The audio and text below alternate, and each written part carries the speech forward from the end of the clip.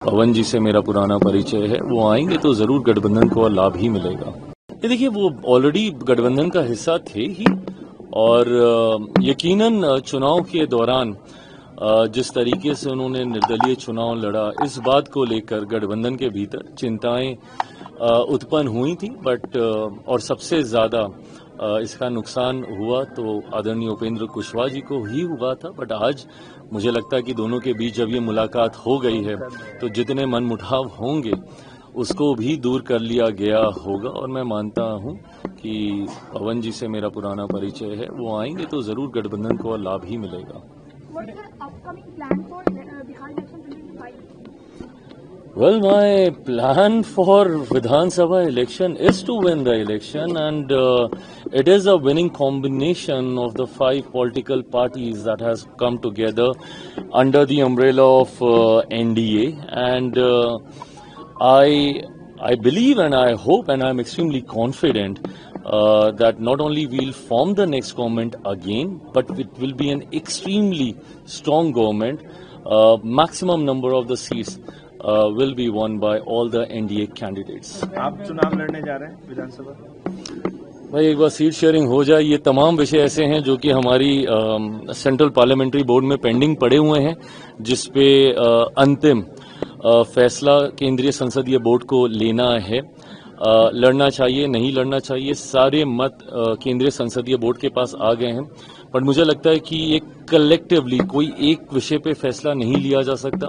पहले ये क्लियर होना जरूरी है कि कितनी सीटों पे लोक जनशक्ति पार्टी रामविलास चुनाव लड़ रही है, गठबंधन का क्या स्वरूप होने वाला है, इन द सेंस कि कौन कहां से चुनाव लड़ रहा है। सीटों की संख्या ही नहीं, सीटों का चयन भी होना प्राथमिकताओं में से है।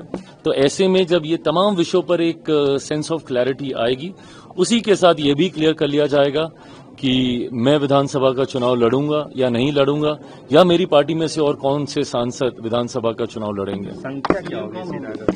प्रभु, संख्या अगर मुझे पता होती तो मैं बता ही देता।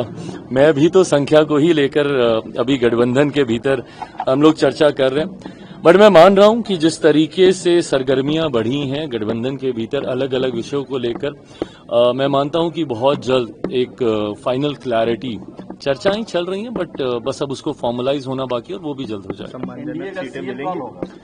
सम्मानजनक सीटें जब ये सवाल किया जाता है इतना, हाँ, क्योंकि ये इस बात को एकदम दिमाग में स्पष्ट रखना चाहिए कि सम्मान से समझौता करके कब कौन रहा है किसी भी गठबंधन में। और मैं नहीं मानता कि हमारे गठबंधन में किसी भी घटक दल की सोच ऐसी है कि वो दूसरे दल को सम्मानजनक मौका ना दे विधानसभा चुनाव में अपना प्रतिनिधित्व करने का। मेरे गठबंधन ने मुझे कितना सम्मान दिया है उसका सबसे खूबसूरत उदाहरण 2024 लोकसभा का चुनाव है। मैं मानता हूं कि भारत के गठबंधन राजनीति के इतिहास में ऐसे उदाहरण हम लोग को मिले होंगे कि जहां 10 सीटों वाले को 8, 8 वाले को 5, 5 वाले को 3, 3 वाले को 1 और संभवतः पार्टी का विलय करा लिया गया होगा। बट पहली बार ऐसा हुआ है कि एक सिंगल सांसद वाली पार्टी को 5 लोकसभा की सीटें लड़ने को दी गई। मैं भी उनके विश्वास पे खरा उतरा, 5 की 5 सीटें जीतकर उनकी मैंने झोली में देने का काम किया। तो मैं मानता हूं कि हर दल को उसके सामर्थ्य के आधार पर इवेंचुअली हम सबका टारगेट मैक्सिमम स्ट्राइक रेट को अचीव करना है। तो मुझे लगता है कि जिस दल की जहां जिस क्षेत्र में ज्यादा क्षमता है उस क्षेत्र का प्रतिनिधित्व उनके पास जाना चाहिए, और ये मुझे लगता है बहुत सहजता से हो जाएगा। एनडीए का सीएम कौन होगा? इस पे अभी भी प्रश्न चिन्ह है क्या? क्लियर आप भी सीएम। मैं पुनः क्लियर कर देता हूं कि मुख्यमंत्री नीतीश कुमार जी के नेतृत्व में हम लोग चुनाव लड़ रहे हैं। मुख्यमंत्री नीतीश कुमार जी एक बार फिर 2025 बिहार विधानसभा चुनाव परिणामों के बाद मुख्यमंत्री पद की शपथ लेंगे। देखिए, मैं ये मानता हूं कि ये आजादी के बाद लिए गए सबसे बड़े रिफॉर्म्स में से एक है जो सीधा उपभोक्ताओं को तुरंत लाभ पहुंचाने का कार्य करेगी। सोच प्रधानमंत्री जी के द्वारा लिए गए इतने बड़े जीएसटी रिफॉर्म्स की सोच सिर्फ इतनी ही नहीं थी कि कंज्यूमर्स को सिर्फ इसका तत्कालिक लाभ मिले, बल्कि लॉन्ग टर्म बेनिफिट्स भी इन रिफॉर्म्स के माध्यम से हम लोगों को मिले। इस सोच के साथ इन रिफॉर्म्स को क्रिएट किया गया था। आज जब मैं इंडस्ट्री के लोगों से यहाँ पे मेरी मुलाकात हुई, सबसे पहले तो ये हम सब के लिए खुशी की बात है and we can't thank a prime minister enough and also finance minister कि सबसे ज्यादा लाभ अगर किसी सेक्टर को हुआ है तो वो फूड प्रोसेसिंग के सेक्टर को ही हुआ है, जहां पे हमारी अधिकांश खाद्य पदार्थ जो हैं वो 5% या 0% के दायरे में आए हैं, जिससे यकीनन रोजमर्रा के इस्तेमाल की जो जरूरतें हैं उसमें हमारे जितने भी उपभोक्ता हैं, कंज्यूमर्स हैं, उनको बहुत ज़्यादा रियायत मिलेगी, उनको इसका लाभ मिलेगा और इंडस्ट्री ने ये लाभ उन्हें पहुंचाना भी शुरू किया है। नवरात्रि के पहले दिन से इसको इम्प्लीमेंट किया गया था और आज अष्टमी में जहां भी मैं जा रहा हूं लोग ये जानकारी देते हैं कि किस तरीके से नई दरों की वजह से उनकी जेब में आज की तारीख में ज़्यादा पैसा बच रहा है। और ये सिर्फ मेरे ही सेक्टर नहीं, फूड प्रोसेसिंग का ही नहीं, अलग अलग जितने वर्टिकल्स हैं, भले ऑटोमोबाइल का हो,